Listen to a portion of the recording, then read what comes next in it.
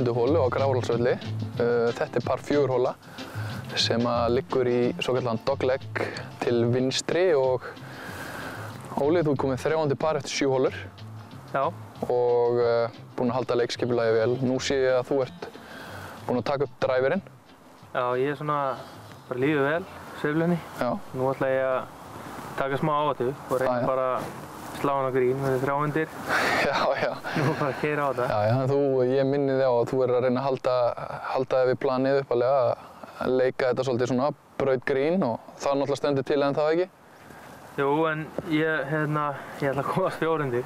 Já, þú er búinn að vera að slá frábærlega líka og ekkert að því að taka þá smá áhættu, en það maður ber að hafa það í huga að leið maður fer að taka áhættu samari högg að þá aukast líkurnar á að maður tapi höggi leið. Já. En það getur gengið upp. Brautin liggur aðeins til vinstri, þannig að ég þarf að slá þetta með boltaflugi aðeins frá hægri til vinstri. Svo nýtur þú á? Já, örlítið. Já, látum á það reyna.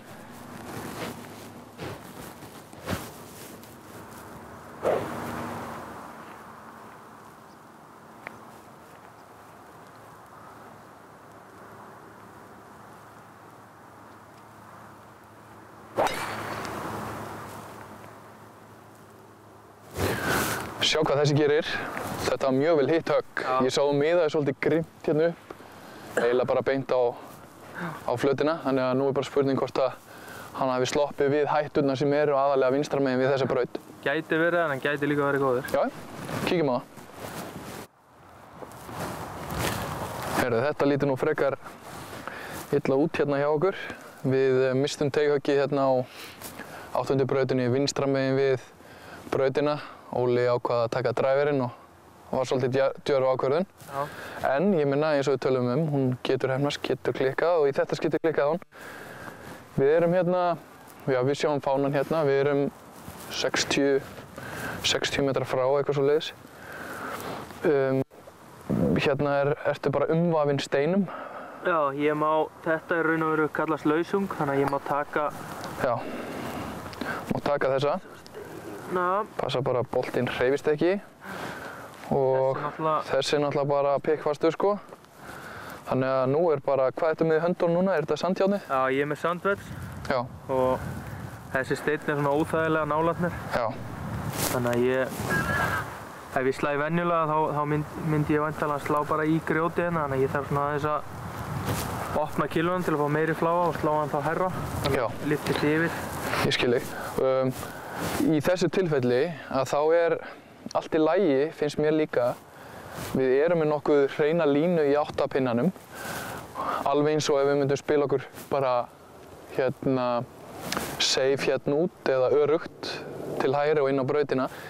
Þannig að bæði höggin eru svipuð áhætta fólkin í þeim. Já. Þannig að við látum náttúrulega bara, allar ekki bara að reyna að koma honum inn á flött og jafnvel nálægt stöng. Jú, ég held ég láti bara reyna það. Já. Sjáum hvernig þetta gengur.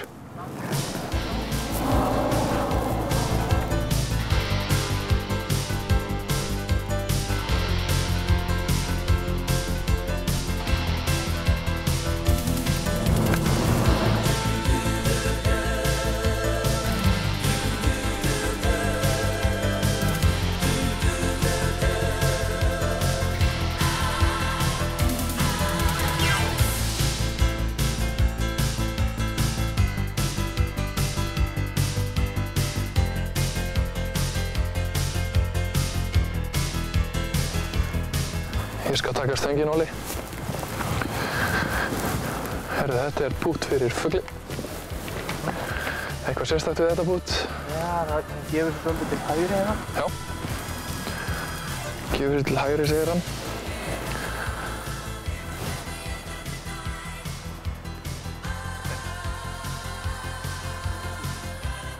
Bara gefa sér góðan tíma í þetta. Setta einbeitinguna á fullt. Gott út. Rétt missir. En eins og við höfum alltaf sagt, par er alltaf gott. Það er ekkert hægt að þvinga fuglunum, þeir koma. Tökum parið brosandi, förum yfir á 9. holu.